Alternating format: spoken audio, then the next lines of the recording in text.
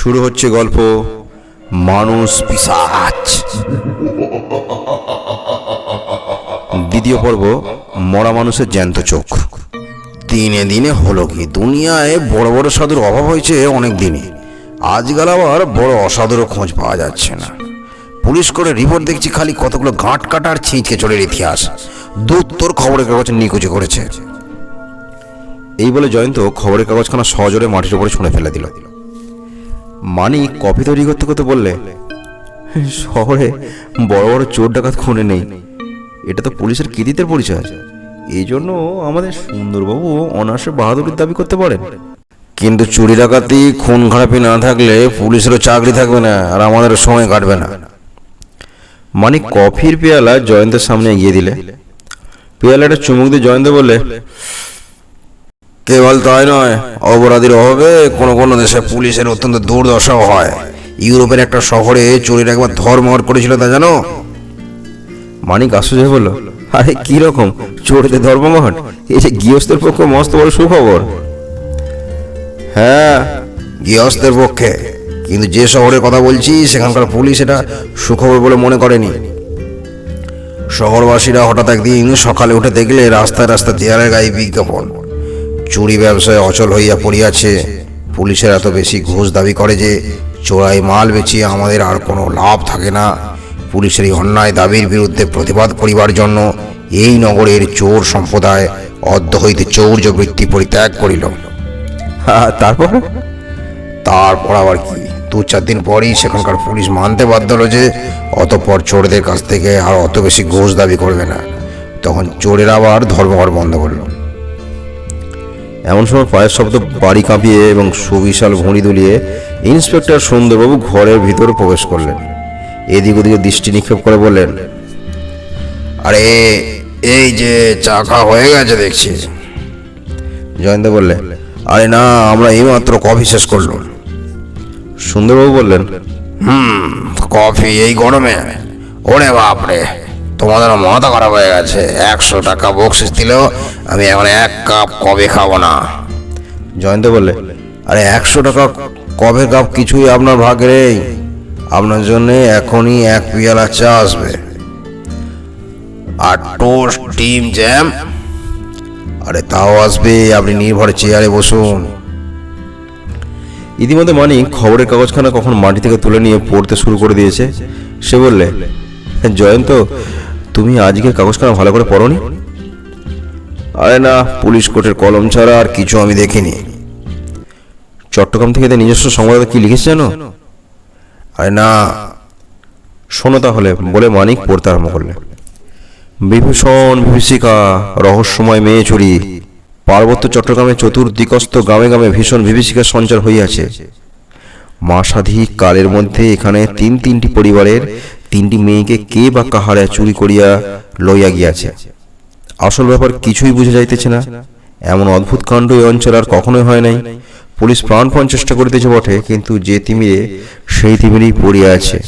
প্রথম ঘটনাটি এই, বীরনগর গ্রামের মধুসূদন কর্মকারের বড় মেয়ে প্রমোদা সন্ধ্যার সময় গ্রামের প্রান্তে পুষ্করণীতে গিয়াছিল, কিন্তু সে আর ফিরে আসে নাই। প্রথমে সবাই ভাবিয়াছিল সে জলে ডুবিয়া গিয়েছে, কিন্তু পুষ্করিণীর তলা পর্যন্ত তন্ন তন্ন করে খুঁজিয়াও তাহার দেহ পাওয়া যায় নাই। প্রমোদার বয়স 15 বছর মাত্র, সবে গত মাসে তাহার বিবাহ হইয়াছে।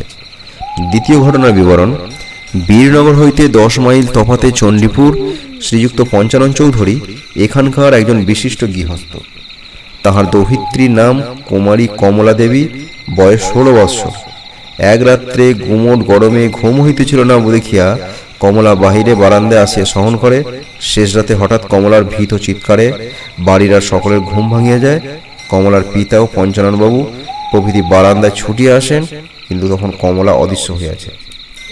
পুলিশের তদন্তে আর একটি অদ্ভুত বিষয় প্রকাশ পাইয়াছে। বাড়ির সকলে যখন কমলার জন্য খোঁজাখুঁজি ও ছুটাছুটি করিতেছেন, তখন গ্রামের পথ হইতে কে নাকি ভয়াবহ অট্টহাস্য করিয়া উঠিয়াছে। সেদিন অমাবস্যা রাত্রি ছিল। সকলে অন্ধকার পথে ছুটিয়া যায়, কিন্তু কাহাকে দেখিতে পায় নাই।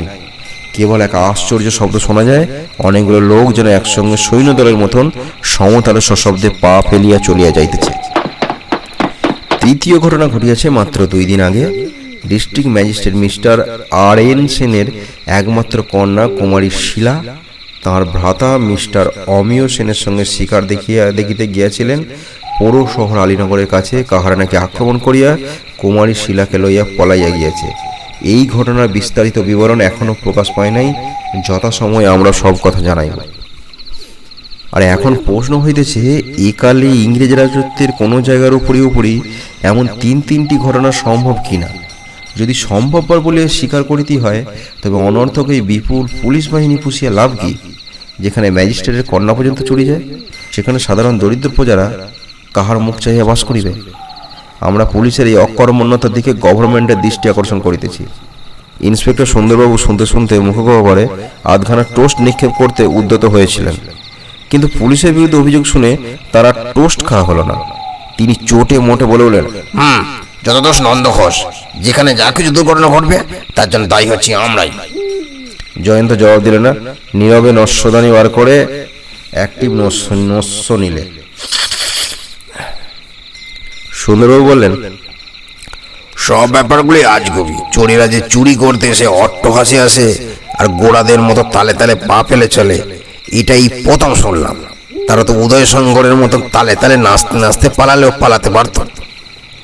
বেয়ারা ঘরে ঢুকে বলল, একজন সাহেববাবু ডাকছেন। জয়ন্ত বললে, আরে এখানে নিয়ে এসো। সুন্দরবাবু বললেন, সাহেব বাবু আবার কি জীব? আমাদের বেয়ারা বিলিতি পোশাকে বাঙালিকে ওই নামেই ডাকে। ঘরের ভেতরে এসে দাঁড়ালো এক তরুণ যুবক। তার পরনে বিলাতি পোশাক, স্ত্রীহীন এলোমেলো, মাথায় টুপি নেই, ব্যান্ডেজ বাঁধা, চোখে দৃষ্টি উদ্ভ্রান্ত। দেখলেই মনে হয় সে যেন অত্যন্ত চিন্তিত ও বিপদগ্রস্ত। জয়ন্ত শুধালে, আপনি কাকে চান? জয়ন্তবাবুকে। আমি ভয়ানক বিপদে পড়ে ছুটে এসেছি। আমার নাম জয়ন্ত, আপনার নাম জানতে পারি কি? আমার নাম অমিয় সেন, আমি চট্টগ্রাম থেকে আসছি। জয়ন্ত তাড়াতাড়ি একখানা চেয়ার এগিয়ে দিয়ে বললে, আরে বসুন, খবরের কাগজে বোধহয় এইমাত্র আপনারই নাম দেখছি। আপনি তো চট্টগ্রামের ডিস্ট্রিক্ট ম্যাজিস্ট্রেট মিস্টার আর.এন. সেনের পুত্র। অমিয় চেয়ারে বসে পড়ে বলল, আগে হ্যাঁ, ব্যাপারটা যখন আগেই শুনেছেন, তখন আমি কেন যেখানে এসেছি সেটাও বোধহয় বুঝতে পেরেছেন। আপনার ভগ্নীকে আপনি উদ্ধার করতে চান? আগে হ্যাঁ, আমি প্রতিজ্ঞা করেছি শিলাকে উদ্ধার না করে বাবার কাছে আর মুখ দেখাবো না। তাহলে আগে সমস্ত ঘটনাটা আমাদের কাছে খুলে বলুন। অমিয় খানিক্ষণ চুপ করে রইল, তারপর ধীরে ধীরে বললে, কিন্তু সব শুনে আপনি হয়তো পাগল বা মিথ্যাবাদী বলে মনে করবেন। কেন? সমস্ত ঘটনাটা এমনই অসম্ভব যে আমার বাবাও আমার কথা বিশ্বাস করেননি, অথচ আমার প্রত্যেক কথাই সত্য। হোক অসম্ভব, তবু কোনো কথাই আপনি যেন গোপন করবেন না। কিছু লুকোলে আমি আপনার কোনো উপকারই লাগবো না, এইটুকু খালি দয়া করে মনে রাখবেন। অমিয় তার কাহিনী বলতে লাগলো। সে যা বললে তার অধিকাংশই আমরা প্রথম পর্বে বর্ণনা করেছি, গাড়ির ওপরে শিলা মূর্ছিত হয়ে পড়ে যাওয়া পর্যন্ত। তবে এখানে অমিয়র কথার শেষ অংশ মাত্র দেয়া হলো। অমানুষী হাসি, এদিকে বন্দুকের গুলিতে আহত হয়ে নির্বিকারের মতো সেই 6টা আড়ষ্ট দেহ একেবারে আমাদের গাড়ির কাছে এসে পড়েছে। আমার পাশে শিলার মূর্ছিত দেহ পড়ে রয়েছে। চারিদিকে ঝোড়ো হাওয়ায় প্রচণ্ড নিঃশ্বাস, বৃষ্টির ঝরঝর কান্না, মাথার উপরে আকাশ ঘন ঘন জ্বলছে, বিদ্যুতের চকমকের ফিনকি। আমি যেন কেমন আচ্ছন্নের মতন হয়ে গেলাম, এবং সেই অবস্থায় বুঝতে পারলাম পরে সেও নিশ্চিত গাড়ির ভেতরে অজ্ঞান হয়ে পড়লো। গাড়ির সামনে মূর্তিগুলো এসে থমকে দাঁড়িয়ে পড়লো। সেই সময় তাদের চোখগুলো দেখে আমার বুক শিউরে উঠলো। মরা মানুষ তাকিয়ে দেখলে বোধ করি তাদের দৃষ্টি এইরকমই দেখতে হয়। সেই চোখগুলো যেন তাকিয়ে আছে মাত্র, কিন্তু তাদের ভিতরে কোনো ভাবেরই আওয়াজ নেই, এবং তারা চোখ খুলে তাকিয়েও যেন কিছুই দেখতে পাচ্ছে না। মূর্তিগুলো হঠাৎ 2 ভাগে বিভক্ত হয়ে গেল। 3 জন এলো গাড়ির বাঁ পাশে আর 3 জন এলো ডান পাশে। সঙ্গে সঙ্গে হেডলাইটের আলোক রেখা ছড়িয়ে তাদের দেহগুলো ঘুটঘুটে অন্ধকারে মিলিয়ে গেল। তারপর আমি কি করবো না করবো ভাবতে না ভাবতে আচম্বিতে দুখানা বিষম কঠিন হাত আমার কোমর জড়িয়ে ধরলো। সেই হাত দুখানা কেবল কঠিন নয়, কি অস্বাভাবিক ঠান্ডা। আমি প্রাণপণে বাধা দিয়ে তাদের ঠেকাতে পারলাম না। হাত দুখানা আমাকে এক টানে সামনে তুলে ধরে ছুঁড়ে ফেলে দিলে। মাটিতে পড়ে মাথায় চোট লেগে আমি তখনই অজ্ঞান হয়ে গেলাম, এবং অজ্ঞান হয়ে যেতে যেতে আবার শুনতে পেলাম সেই অমানসিক অট্টহাসি। যখন জ্ঞান হলো, তখন মেঘলা আকাশে ঝাপসা ভোরের আলোয় ফুটে উঠবার চেষ্টা করছে। গাড়ির হুটের উপরে মাথা রেখে পরে শুনে শীত অভিভূতের মতো পড়ে রয়েছে। আমি পাগলের মতন গাড়ি দিকে ছুটে গিয়ে ডাকলাম, শিলা শিলা শিলা। পরে ক্ষীণ স্বরে বলল, শিলা নেই, শিলা নেই। আমার কথা আর বেশি বাড়াবো না, কেবল এইটুকু জেনে রাখুন, প্রায় বৈকাল পর্যন্ত আমরা তিনজনে আলীনগরের সমস্তটা তন্ন করে খুঁজে দেখলুম, কিন্তু পেলুম খালি পোড়ো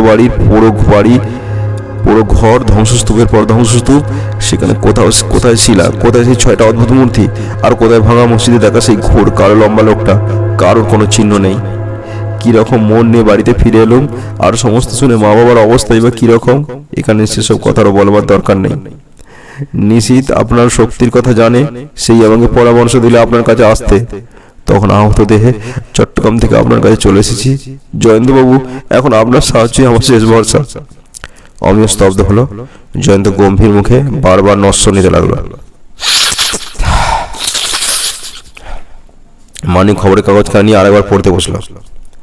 খানিক পরে নীরবতা সইতে না পেরে সুন্দরবাবু বললেন, মিস্টার সেন, আপনি যা বললেন তার কিনারা করা জয়ন্ত বা পুলিশের কাজ নয়। অমিয় করুণ স্বরে বললে, তবে আমার কি হবে? যা শুনলুম তা পাগলের প্রলাপ না হয় তাহলে রীতিমতো ভৌতিক ব্যাপার বলে মানতে হয়। জয়ন্ত কি পুলিশ ভূত ধরতে পারবে না? আপনি কোনো ভালো রোজার খোঁজ করুন। আপনার বোনকে ভূতে উড়িয়ে নিয়ে গিয়েছে। অমিয় অসহায়ের মতন কাতর হয়ে জয়ন্তের মুখের পানে তাকিয়ে রইল। জয়ন্ত আর এক টিপ নসি নিয়ে বললে,